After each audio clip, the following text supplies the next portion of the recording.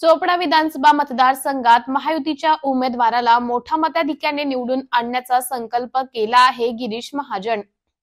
महायुतीचे उमेदवार चंद्रकांत सोनवणे यांना निवडून आणण्यासाठी भारतीय जनता पक्षाचे पदाधिकाऱ्यांची बैठक भाजपाचे नेते गिरीश महाजन व केंद्रीय राज्यमंत्री रक्षा खडसे यांनी घेतली।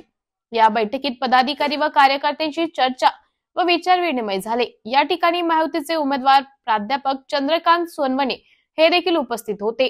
महायुतीचे उमेदवारांना मोठ्या मताधिक्याने निवडून देण्यासाठी भाजपाचे पदाधिकाऱ्यांचे कार्यकर्त्यांची बैठक घेण्यात आली। संजय राऊत हे बोगस ज्योतिषी आहेत, राज्यात महायुतीचे सरकार येईल, लोकसभेला असेच म्हणत होते ते। बॅग तपासली तर काय फरक पडतो? उद्धव ठाकरेंनी मागच्या काळात माझी बॅग तपासली काय फरक पडला? तुम्ही काय जनतेपेक्षा वेगळे आहेत का? आम्ही अंगात आणत नाही। महाराष्ट्रात महायुतीची परत सत्ता येणार आहे। सीएम पदासाठी सर्व निर्णय निवडणुकीनंतर होईल। आमची तिघांची घट्ट अशी युती आहे। या ठिकाणी आमचे उमेदवार चोपड्याला चंद्रकांत अण्णा आहेत आणि त्यांच्या प्रचारासाठी मी या ठिकाणी आलो होतो। त्या निमित्ताने भाजपच्या सगळ्या कार्यकर्त्यांची बैठक या ठिकाणी आयोजित केली होती। पुढची रणनीती कशी असेल, निवडणुकीचा प्रचार जरा कशी राबवली जाईल, 3 दिवसामध्ये आपल्याला कसं काम करायचं आहे या संदर्भामध्ये सर्व काही चर्चा आमची या ठिकाणी झाली।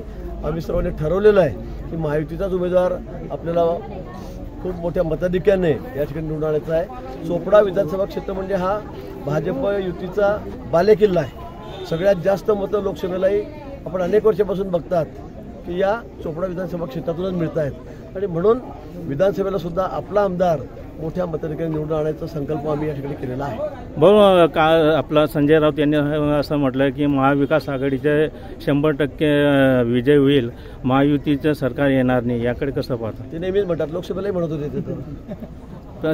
आता निवडणुका झाल्या हरियाणामध्ये, त्यावेळेला ते तेच म्हणत होते की आता दोन्ही राज्यामध्ये सरकार येत नाही। कुठे काय झालं? संजय राऊत का काही ज्योतिषी आहेत का?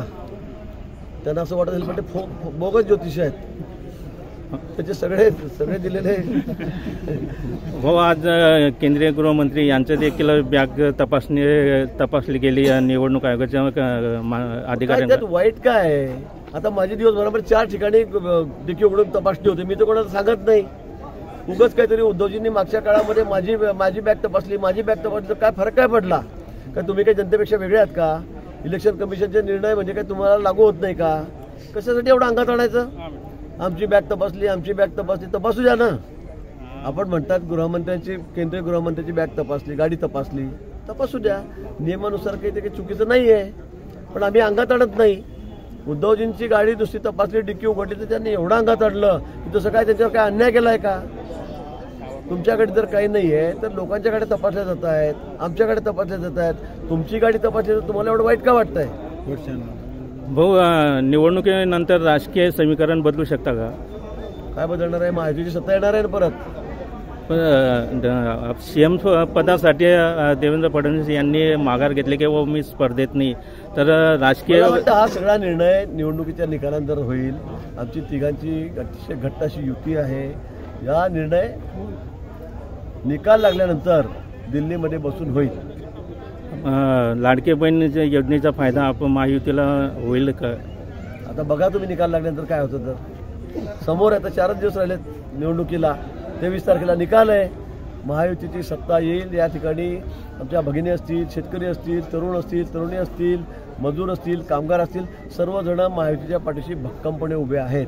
कारण इतक्या लोककल्याणाच्या योजना, गरीब कल्याणाच्या योजना पहिल्यांदा राज्यामध्ये या ठिकाणी आलेल्या आहेत, आमच्या सरकारने आणलेल्या आहेत। त्यामुळे लोकांचा विश्वास हा महायुतीवर आहे, आमच्यावर आहे। त्यामुळे आपण बघा, 23 तारखेला निकाल लागेल, तो अतिशय आश्चर्यकारक असेल। मोठं मताधिक्य अपेक्षेपेक्षाही जास्त मतदार म्हणजे आमदार हे आमचे